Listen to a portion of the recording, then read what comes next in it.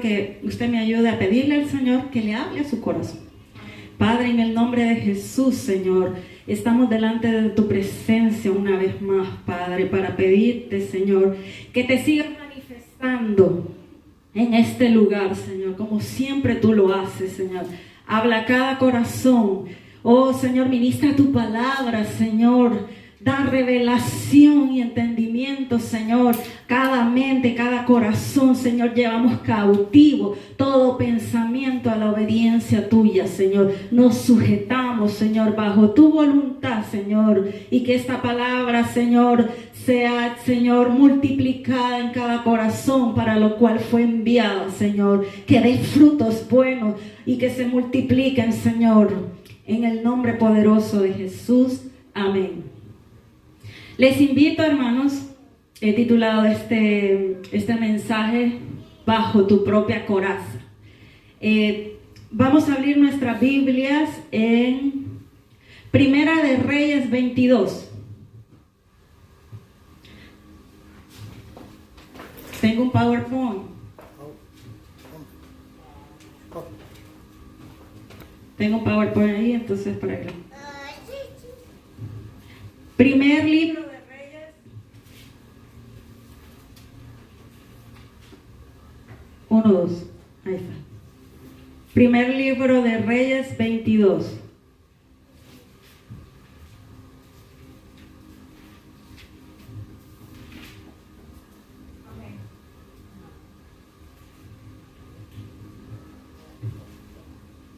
Ya está ahí, papi, solo es de hacerle así.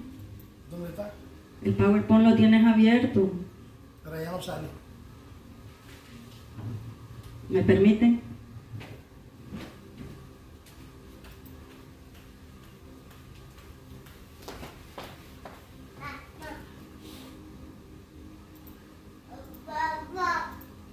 ¿Cómo?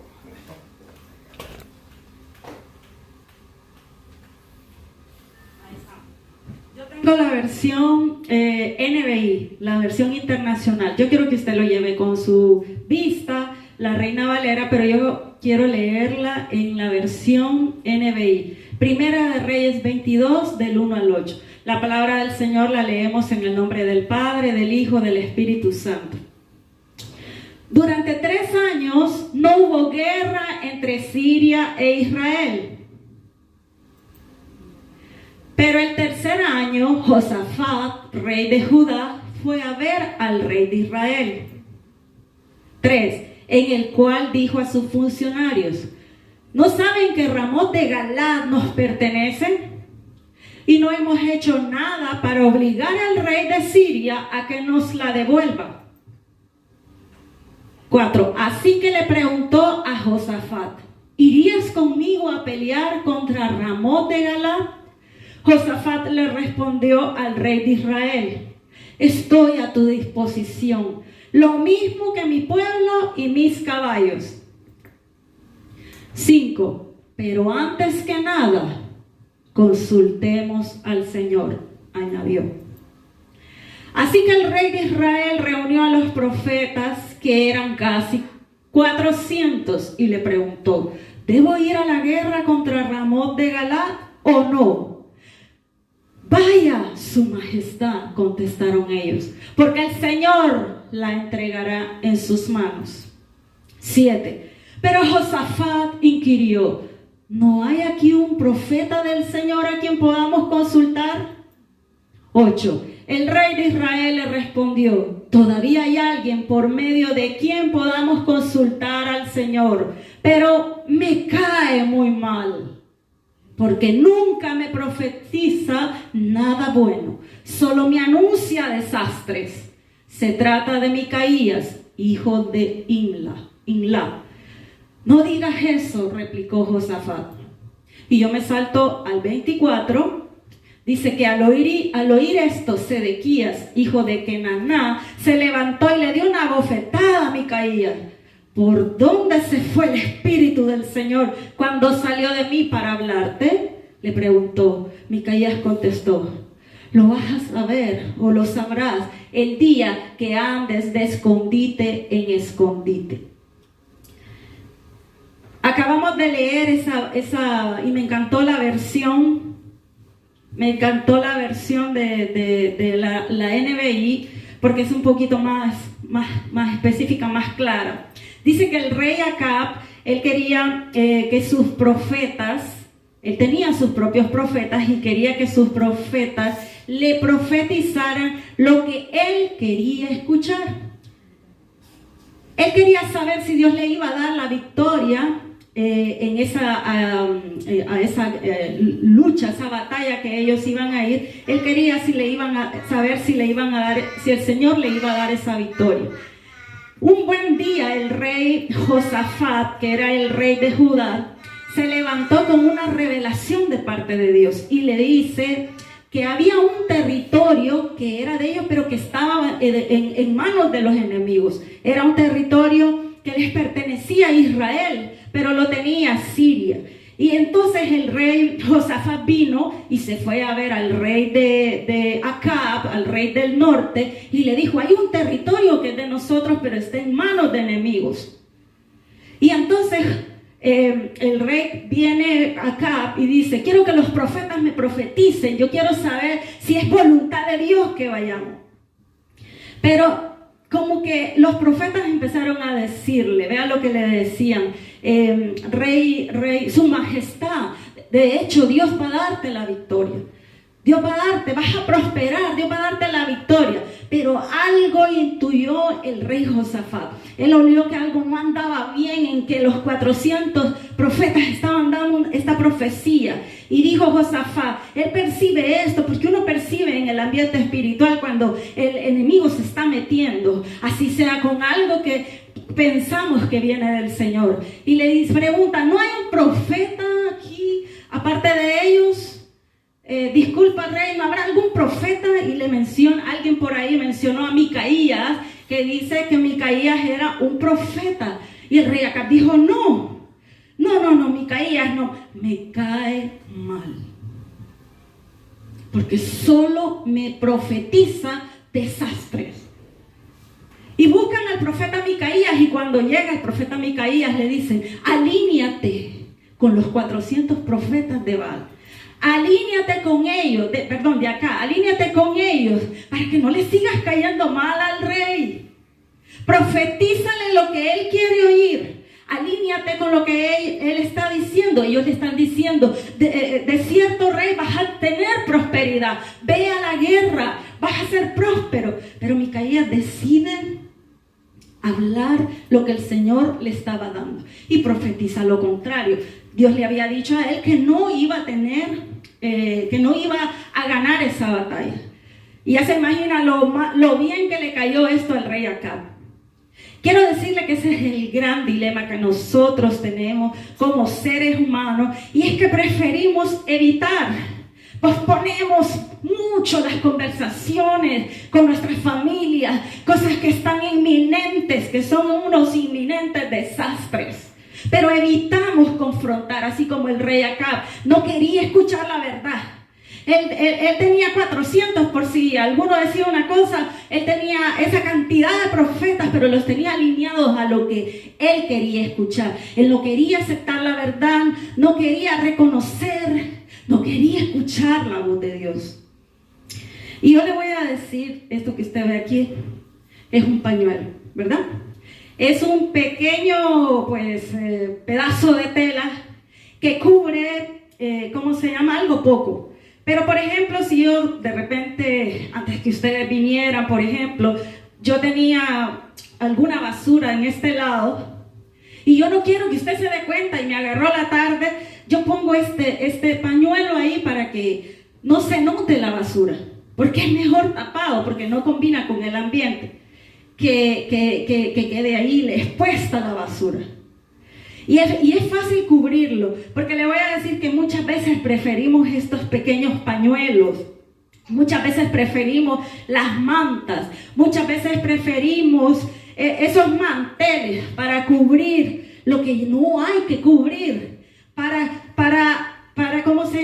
identificar las cosas que el Señor está queriendo que nosotros identifiquemos, no para arroparlas, sino para sanarlas.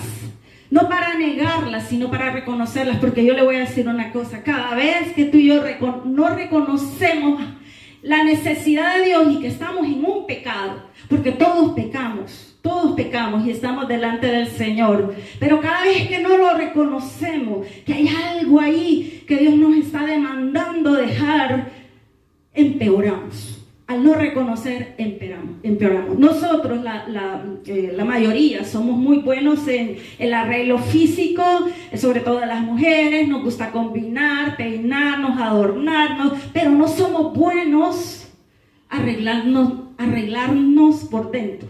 Somos malos para eso, muy malos. Dejamos aquello ahí, caemos en la negación. En el nombre de Jesús yo no tengo esto. En el nombre de Jesús yo suelto esto, pero lo voy a empezar a retomar. Es que simplemente preferimos evitar. Yo se lo voy a demostrar. En este tiempo de pandemia, muchos países les tocó estar encerrados, ¿verdad? Quizá aquí no pasó tanto, pero muchos países entraron en un confinamiento. Las estadísticas dicen que aumentaron los feminicidios, esa palabra me costó, feminicidios, aumentaron los divorcios, aumentaron los suicidios en los muchachos.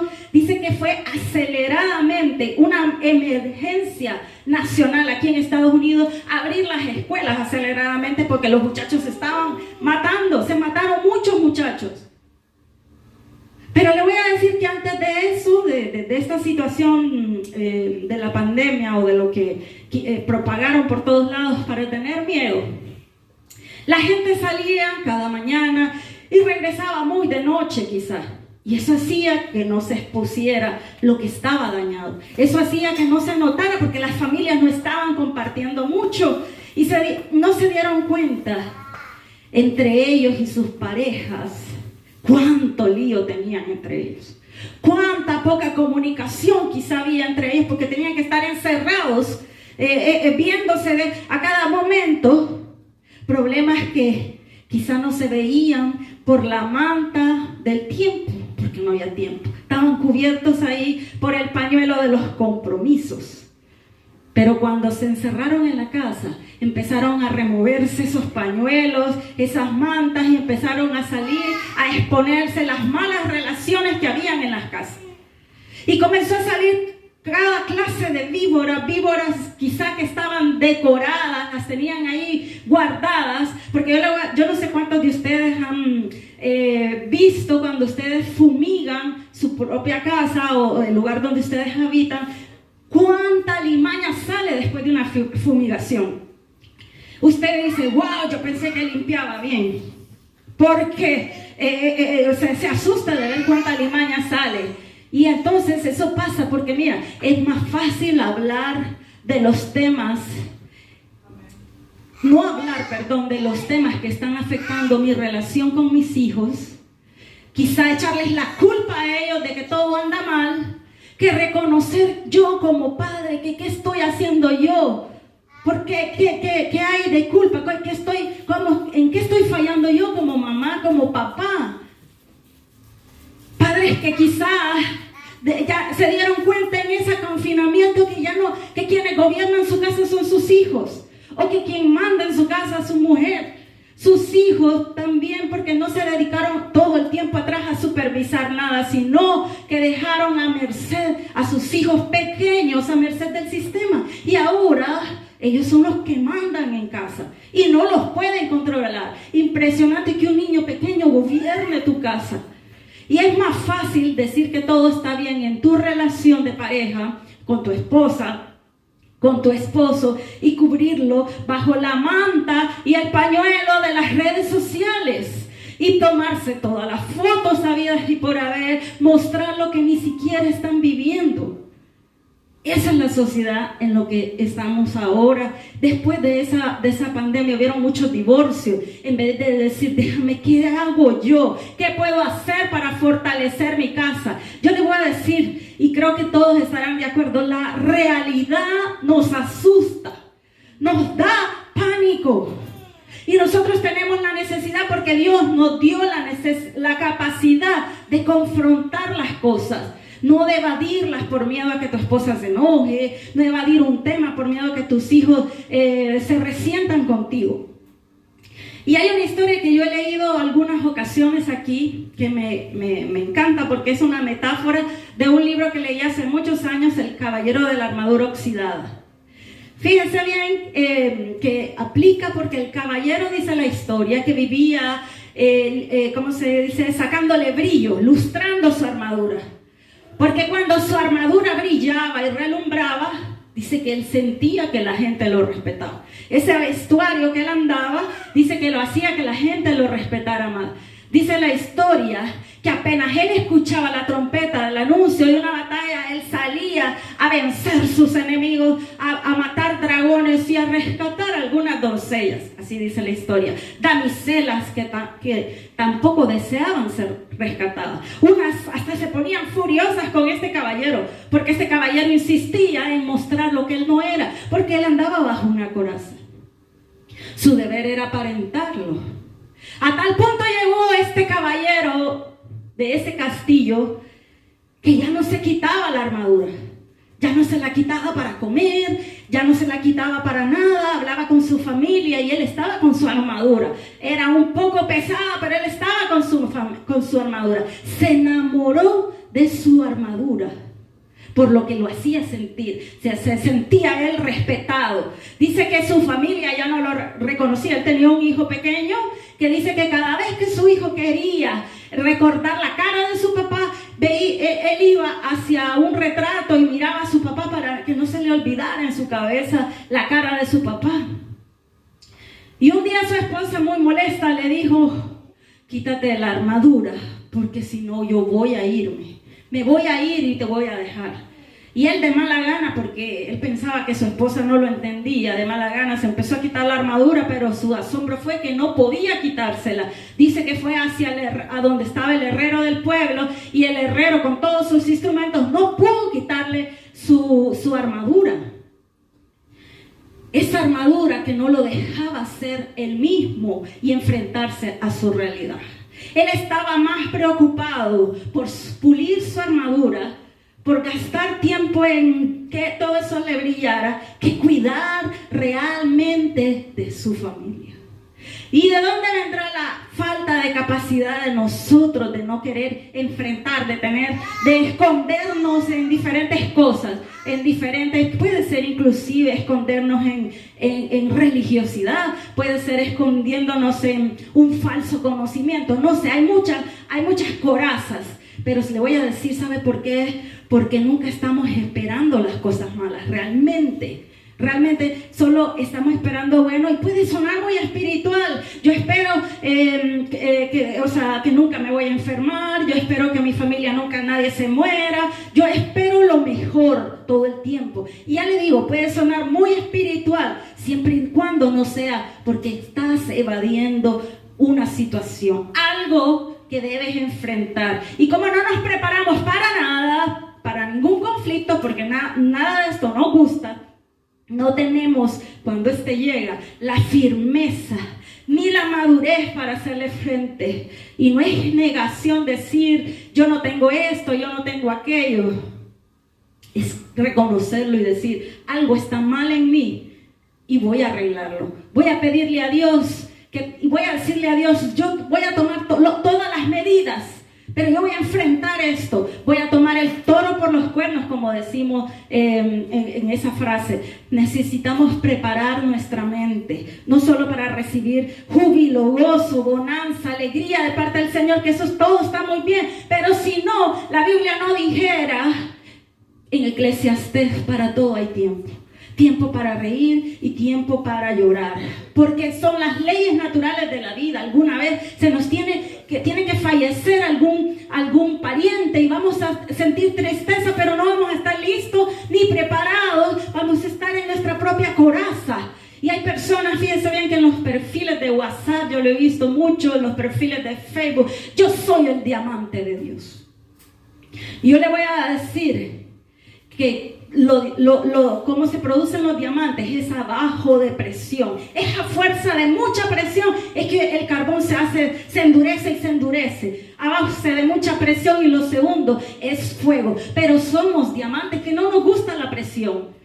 Es un diamante que no lo quedadito y le ponen presión. Y lo tercero, al diamante le ponen muchos cortes para darle forma. Para cuando pasa por la presión, cuando pasa por el fuego, cuando pasa por el corte. Es que realmente ese diamante se vuelve indestructible.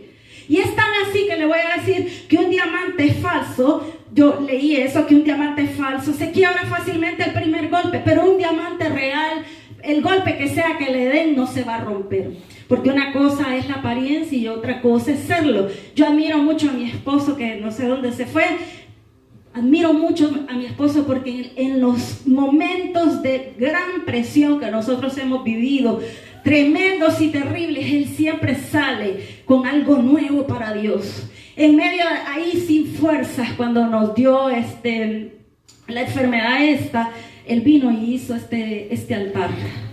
Eso es ser un diamante indestructible. Y te admiro mucho por eso, porque es algo que realmente prueba qué tan indestructibles somos, porque la coraza nos la da el Señor. Y le voy a decir que estuve leyendo también en el ejército de los Estados Unidos a los soldados que van empezando. A ellos les dan un tipo de entrenamiento muy peculiar. Y hay 3 cosas que les enseñan. Fíjense bien, la primera que le enseñan es qué hacer cuando en medio de una batalla y ellos andan con su arma se le bloquea. ¿Qué hacer en ese momento? Esa es la primera cosa. 2, le enseñan a cargar a su compañero herido y moribundo cuando ellos son en medio de una guerra para no dejarlo tirado ahí. Y 3, le enseñan, oiga bien, a estar estratégicamente comprometido. Y yo me puse a investigar qué exactamente era. Y es que no hay reversa. Le meten en su cabeza que no hay reversa, que cuando entra en combate no puede haber nada en él, o él llegue con la victoria o no llega, pero no regresa corriendo a su casa. Así sea un muchachito de 18 años, a los 18 años es que entran, ¿verdad? Yo quiero que usted le diga que está a su lado: yo represento la armada de Dios en la tierra. Yo represento la armada de Dios en la tierra. Y yo le voy a decir que trabajan mucho los del Army, y yo creo que en todas partes. El hermano Juan es uno de los que yo sé que sabe mucho más que yo sobre esto. Les meten mucho en su cabeza a los soldados que se olviden de todo. Yo leí que los ponen a cantar, a hacer, como decimos en Honduras, a trolearlos, de tal manera para que ellos no se acuerden de su esposa, si tienen una novia, que se olviden de ella, porque ni eso los puede detener cuando están en el combate. Ellos no pueden volver atrás por ningún sentimiento. ¿Por qué cree usted que los reciben así de drástico, tan severo aquello? Para que ellos sepan a dónde fue que entraron. Y es lo que quiere Dios decirnos esta noche. Es que ellos, el ejército, ¿cómo se dice? Que no es cristiano. El ejército secular es la palabra. El ejército secular prepara a sus soldados para lo inesperado. ¿Estamos listos nosotros para lo inesperado? Para esas cosas que se salen de las manos. ¿Por qué será? Yo le voy a decir una cosa: si estuviéramos preparados, ¿por qué será que muchas personas se echan a morir y se escapan de volver locas o locos cuando se les va su pareja? No estaba preparado para eso. Pensó que nunca podía llegar a pasarle. Y me refiero no de hablando de algo malo, sino que se muere. No estamos preparados porque realmente es feo estar pensando: ¿y si se muere? ¿Y si se muere? No es agradable. Pero ¿por qué será que hay otros cristianos que se vuelven tan locos que hay que hasta amarrarlos cuando caen en bancarrota? Cuando el negocio quiebra.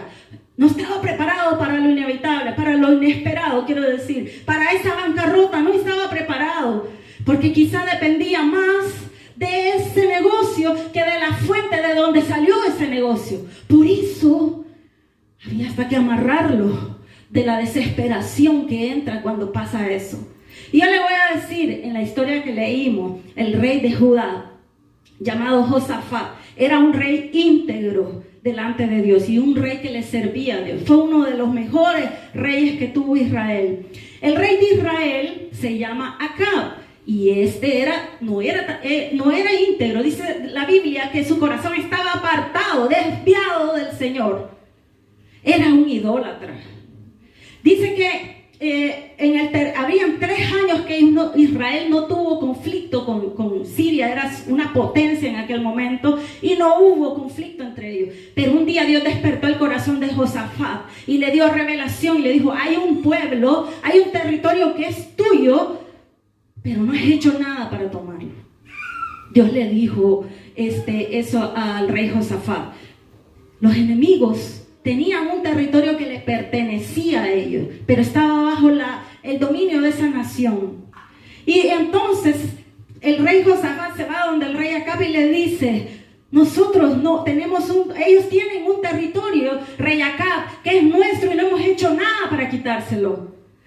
Fíjense bien, la Biblia dice: si el impío quiere abusar de ti, no se lo consientas.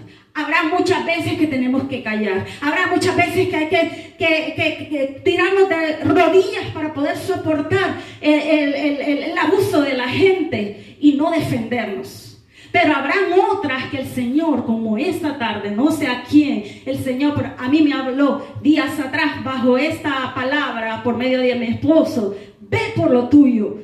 Ve, conquista tu territorio. No, yo tenía que dar el paso, yo tenía que decir la palabra. En ese momento Dios me estaba autorizando para que yo dijera la palabra, para que yo defendiera lo mío.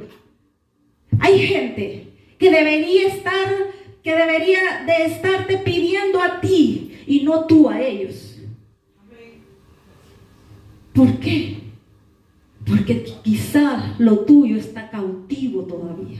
Porque quizá tú no te has levantado para irle a arrebatar lo que es tuyo al enemigo. Déjeme decirle que yo me fui con esa palabra en la mañana de hace unos días atrás. Y yo fui por lo mío. Y déjeme decirle que me temblaban las piernas. Déjeme decirle que yo no quería hacerlo. Empecé a decir, el sabio ve venir el mal y se aparta, porque yo quería salir corriendo.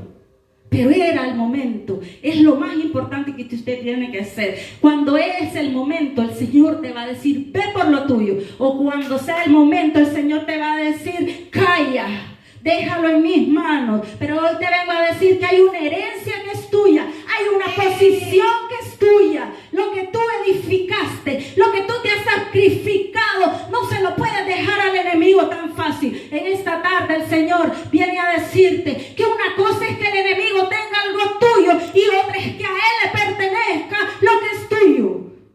Y diciendo: el problema que tú tienes es que tú no te levantas a ir por lo tuyo e ir a tomarlo. Vea lo que el rey Acab dice: es cierto, ese territorio es nuestro, nos pertenece a nosotros.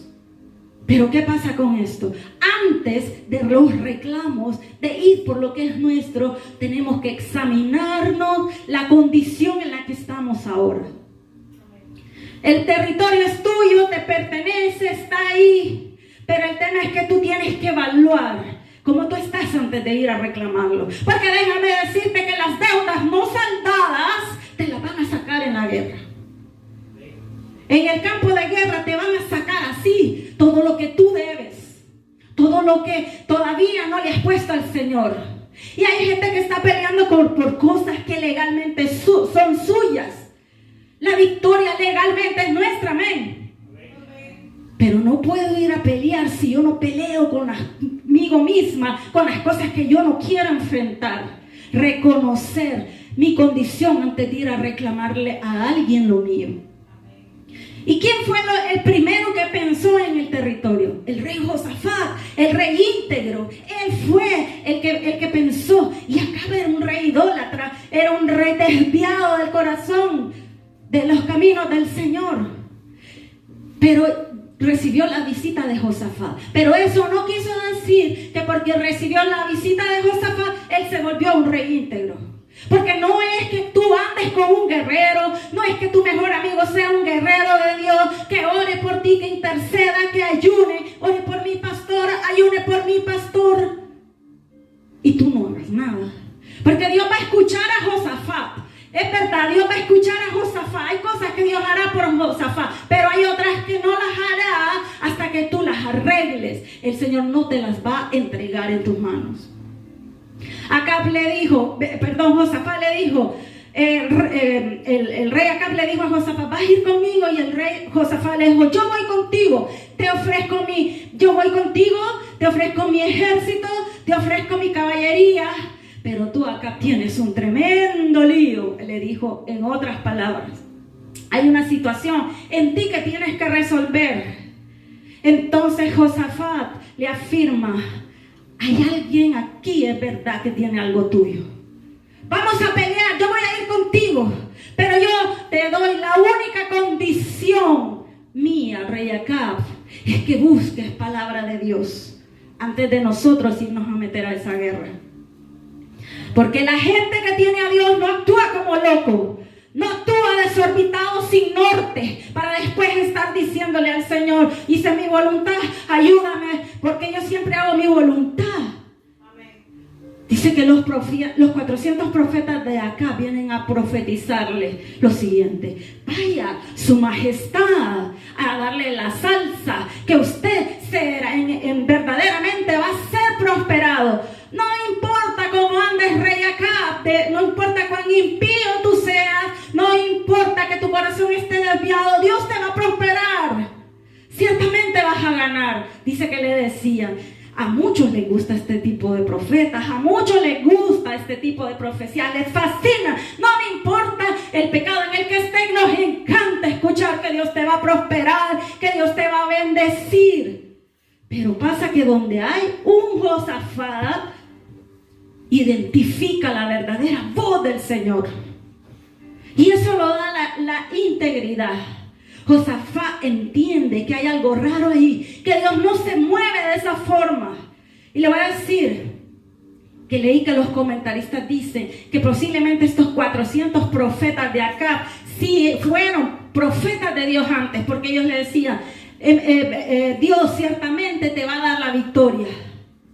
Pero ellos se dejaron arrastrar por la presión del rey Acab. Tenían miedo del rey Acab que los descuartizara porque le dijeran profecías que él no quería escuchar. ¿Y tú? ¿Cómo te comportas ante la presión del jefe? ¿Cómo te comportas ante la presión del jefe cuando él te manda a hacer algo incorrecto? Algo que no hace clic con la voluntad de Dios. Cuando Él te pide hacer esto, ¿cómo reaccionas ante esa presión? Hay 400 profetas que se dejaron oír y prefirieron decirle cosas lindas, pero que no venían de parte de Dios. Pero cuando Dios tiene a uno, no importa los 400, pero cuando Dios tiene a uno, yo quiero que le diga al que está a su lado, le quedas tú. Le quedas tú en su casa, en tu familia que no cree